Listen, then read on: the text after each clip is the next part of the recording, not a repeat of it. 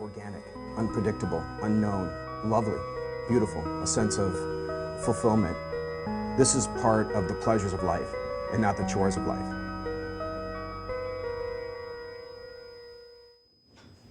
Coming up today on Daily Iowan TV, fresh water, an update on Iowa City's water supply.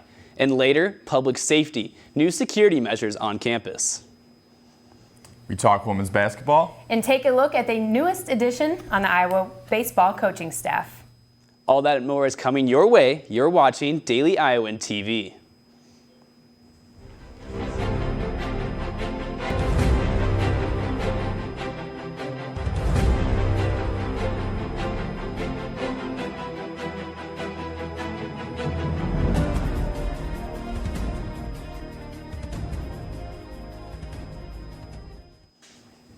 Good morning and thanks for tuning in to Daily Iowan TV. I'm Noah Gowdy. With news of the university violating drinking water standards, many are wondering what exactly does this mean in terms of health safety. Daily Iowan TV reporter Christopher Cervantes decided to shed some light on the issue. If there is one thing Iowa has in abundance, it's the sheer amount of refreshing water. However, the water found at the University of Iowa may not be so fresh. Last week, the UI Facilities and Management released a mass email that warned students that the drinking water on campus exceeded the standard contaminant chloroform amount. Over the course of the last year, our average went above the limit. So it essentially shows that we have a trend that's going the wrong direction. And so our job now is to reverse that trend as quickly as we possibly can. With students drinking from the tap or refilling and reusing water bottles, many are concerned about this turn of events. They wonder if the water is in fact safe to drink. Well, I kind of feel that is kind of dangerous because certain factors of chlorine can hurt the bodies. Despite the worries, the University of Iowa Facilities and Management ensure the students that there is nothing to worry about. They insist that the water is safe to drink. There is no need to get any sort of an alternative drinking water system or supply at this point. The water is still safe to drink. According to the EPA data, any adverse health effects take many years. Mr. Fish went on to express they hope to see improvement as soon as a few days' time. With that in mind, drinking fountains once again feel as refreshing as before. Reporting from Iowa City, this is Christopher Cervantes, Daily Iowan TV. There will be an art exhibit from Nasty Women, a global art movement coming to Iowa to tackle issues of women's rights. This two-day exhibit will feature art about women from women. From Friday to Saturday, the event is focusing on shedding light on the current state of women's rights throughout the country. You can see the show from 10 a.m. to 4 p.m. on Friday and Saturday at 323 East Market Street. Student security officers are helping to create better communication between the student body and the University of Iowa Department of Public Safety and Police Departments. Mackenzie Cooper has more. The University of Iowa Department of Public Safety is creating a relationship with students through the Student Security Officer Program. This program gives students the opportunity to take on the roles that were previously held by full-time employees and police officers. This increases the amount of security around campus while also building a bridge of communication between the student body and the University of Iowa Department of Public Safety and Police Department. To have better communication with the student population and work together as a whole. This has given the student security officers some real-life experience with law enforcement. Some students are participating and taking advantage of this opportunity because this is what they hope to do in the future. I want to go into law enforcement in the future, and I figured that being security is a good first step. It's also a good way to get your foot in the door for a lot of networking opportunities, whether it's with this police department or Iowa City or any other one. This year, the department hopes to hire about 125 students to help with security-related jobs. This includes dorm patrol, special and athletic events, and facility security. For more information about how you can apply, visit police.uiowa.edu. Reporting from the University of Iowa campus, this is Mackenzie Cooper, Daily Iowan TV. Well, it sure does seem like spring has come early here in Iowa City. I'm joined now by Alexis Tansey. Alexis, what are we looking at for the rest of today and going into this weekend? Yeah, Noah, it looks like we can finally put away those big heavy coats as temperatures are finally starting to warm up. Let's head over to the weather studio to see what the rest of the forecast will be like. This afternoon, temperatures will reach the low 50s with the sun peeking out just a little bit. Clouds will replace the sun for the evening as temperatures drop to the low 40s. Tomorrow evening will be even warmer with temperatures reaching the mid to high 50s and sunny skies all day. Let's see if these high temperatures will continue for the rest of the week. The high for tomorrow is 65 degrees. Saturday will be the perfect day to go out and enjoy the warmth as the high for the day is 60 degrees with sunny skies. Monday will remain mostly sunny with temperatures in the mid 60s. Monday is looking to be the warmest day of our week with a high in the upper 60s and a 70% chance of rain. Temperatures will drop after that as Tuesday has a high in the low 60s. Wednesday, temperatures will remain about the same as Tuesday and the sun should be shining. That's all I have here in the weather studio. Noah, back to you. With a little over a month into the year, how are students feeling about their classes? With online classes serving as an option, do students have a preference between online and offline classes? Daily Iowan TV reporter Ryan Scott talks to students about how they feel about online versus offline courses. Classes, certificates, and master's program classes all being offered online. Online classes play a bigger role in academic life than ever before. As we hit midterm season, we're going to take a look at how students feel about online classes. Students can avoid the big lecture halls by taking their classes online, where in many cases the work is at their own pace. I found it easier to check myself more in the online classes. One of the benefits of online classes is students aren't restricted to a time and location for class. Lectures you just go to and you're there for 50 minutes. So if I start to lose my focus, I can't really focus and take notes anymore. But if I can notice I'm losing focus on an online class, I can stop, go take a break, and come back.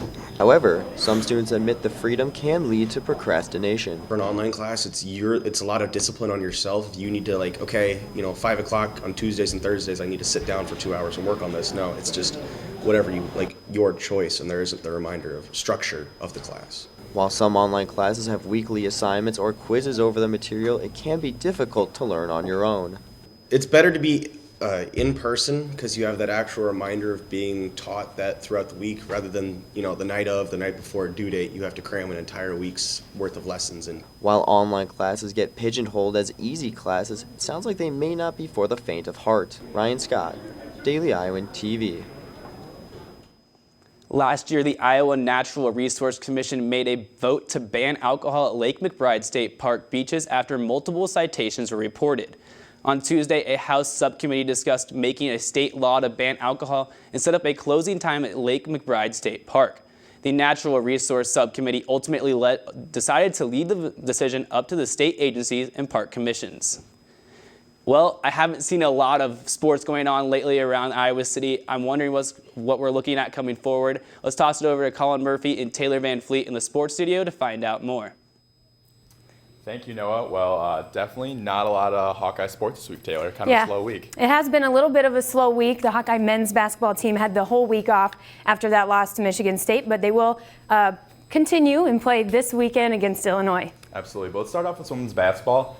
15-10 on the season. The final 4 games mean everything to the women's basketball team.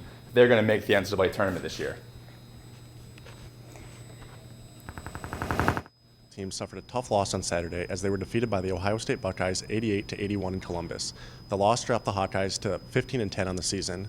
The Hawkeyes look to keep their postseason hopes alive with help from star senior guard Allie Disterhoff and new Big Ten Freshman of the Week Mackenzie Meyer, who has been playing lights out as of late for the Hawkeyes. I just think the biggest thing for me is gaining confidence, and just getting more experience in games has helped tremendously for me. I think we've definitely made some great strides over these past few weeks, and obviously you always want that to translate into a win column, and that's just not going to be the case, especially when you have a young team. But we are getting better each day, and that's good to see. And we have some really big opportunities in front of us. We recognize the importance of each of these games coming up, and we're just working hard to hopefully make some good things happen.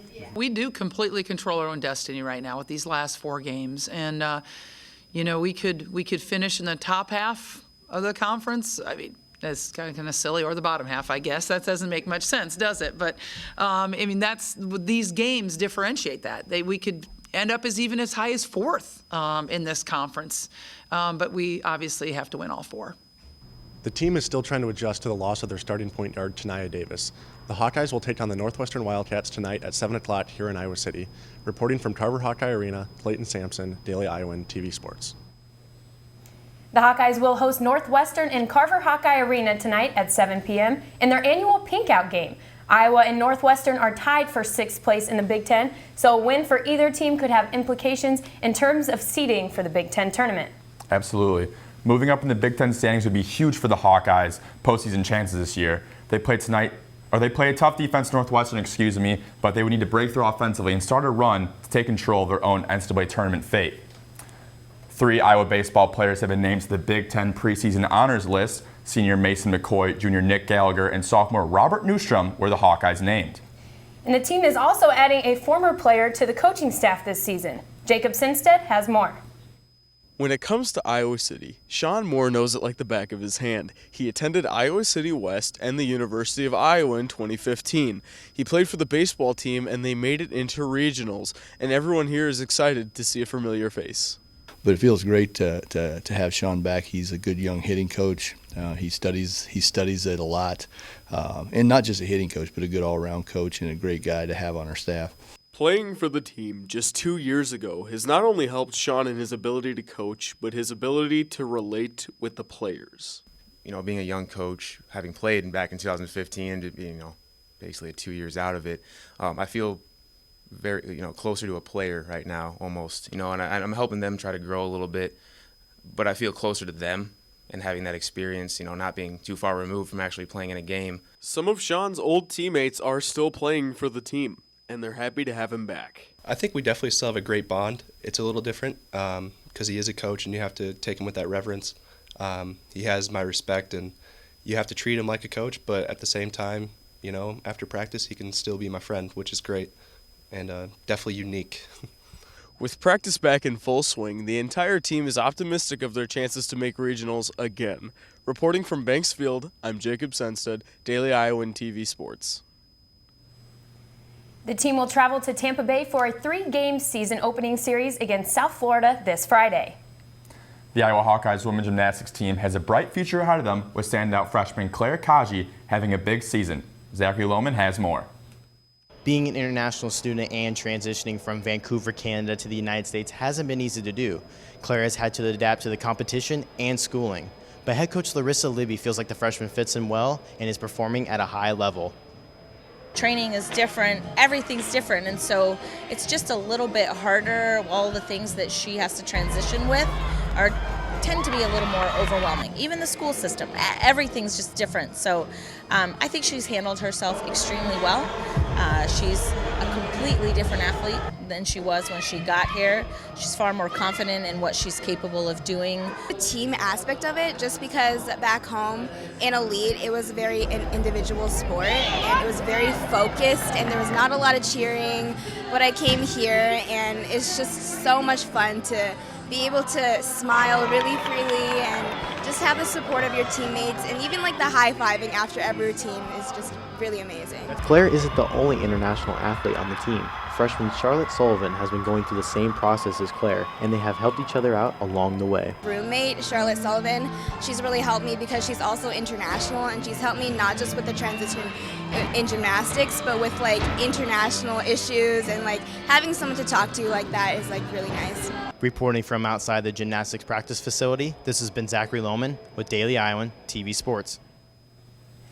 Claire and the rest of the Gym Hawks hope to continue their great season as they take on George Washington University on February 17th at 6 p.m.